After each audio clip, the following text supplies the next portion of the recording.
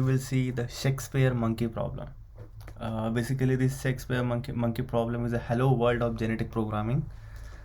Before deep diving into this problem, I want to give you a notion of genetic programming and the problem. So let's say you want to go on a trip, you want to go on a vacation, and you can bring 3 kg of luggage. So so obviously you want to make best out of it.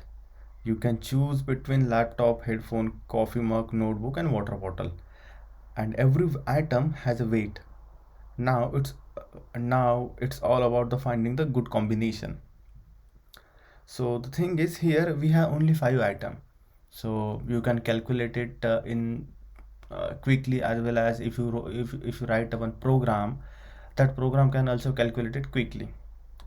Suppose this we increase the atom and make it 10. Now again, you can your program also can calculate it very quickly, as well as you can also calculate it very quickly. But if we increase this item number to 200, then your program cannot calculate it very quickly, because it is finding the 200 factorial combinations, and finding a 200 factorial combination, it is not easy. So for normal computer it is not possible, or it will take a significant amount of time. So this is the problem, and the solution of this problem is a evolutionary algorithm, or we can say that genetic programming. So let's see what is the Shakespeare monkey problem. With the help of genetic programming or evolutionary algorithm, we can solve this type of problem in acceptable amount of time. So let's see. Suppose if a monkey starts hitting keys at a random on a keyboard for infinite amount of time, he just blindly typing on a keyboard, he don't know what is typing, or he don't know anything, he will almost surely type a given text, such as a complete work of William Shakespeare. Yeah, it is a possibility. We know that the probability of this thing is very very low, but not zero. Basically, in fact, the monkey would almost surely type every possible finite text an infinite number of times. However, probability of this event is so tiny that it will require more time than the estimate age of the universe. Yeah. So I will explain this statement in the proof section, but chances of this occurrence of this event is not zero. So let's see the proof. Suppose you have typewriter and you have 50 keys in it, with alphabet as well as the punctuation, enter key, etc, etc, and the monkey you want to type a keyword called banana, BANANA, and the banana, I think banana has six character. If the keys are pressed randomly and independently, means basically it is a uniform probability, every key has an equal chance of being pressed, then the chance of being the press the first letter is B. So it is basically 1 by 50. Probability of typing a B as a first letter, it is a 1 by 50, because you have 50 keys in on your typewriter, so probability is 1 by 50. Then second letter A is 1 by 50, third letter N is 1 by 50. Okay, so the thing is, the chance of spelling banana or typing banana is 1 by 50 raised to 6. If we calculate 1 by 50 raised to 6, it is near about less than 1 in 15 billion. But this 1 divided by 15 billion, or 1 in 15 billion, it is not a zero, means we have the outcome is still possible. So suppose monkey will type the word banana 1 out of 15 billion time. Now let's suppose monkey hits a key per second. Okay, the time required to hit a key is a 1 second.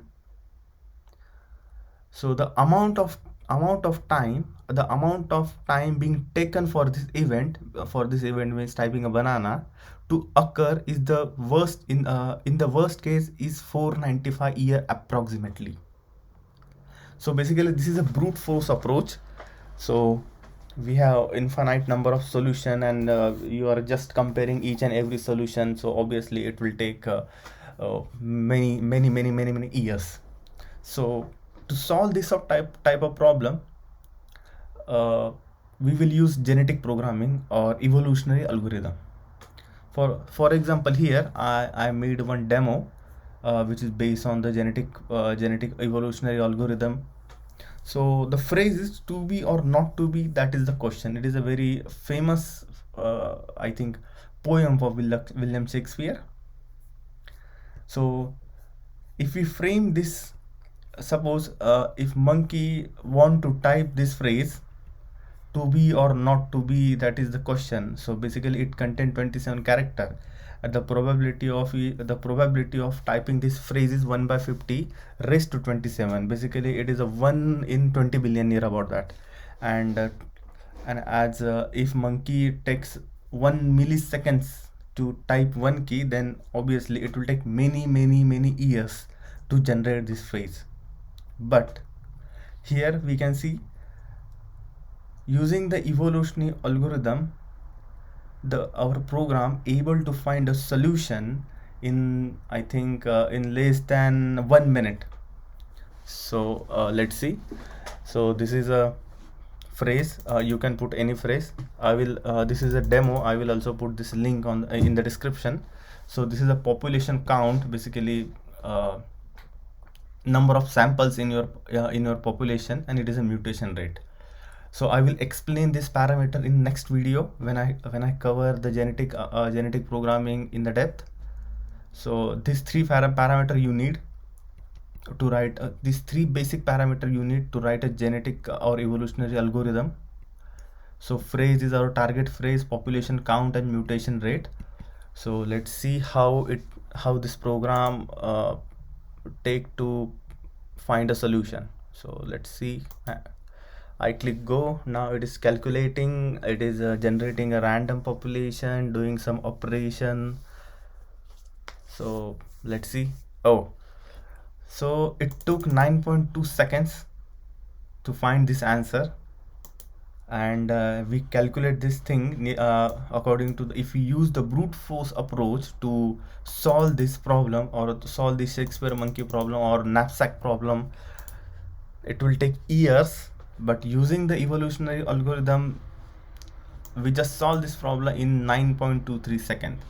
So if you look this output, so here first generation, I will explain the first generation in the upcoming videos. So yeah, it start with some random phrase, and at the end of the generation it end up with our target phrase. So this is all about the evolutionary algorithm.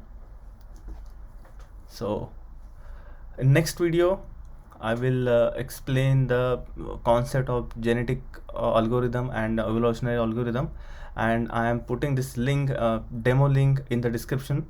You can play it. Just visit this demo and just type random phrase, give random population, give random mutation rate, and play it, and just look what is the time to take to end up in the solution. So that's it. Thank you so much. Let's meet to another video.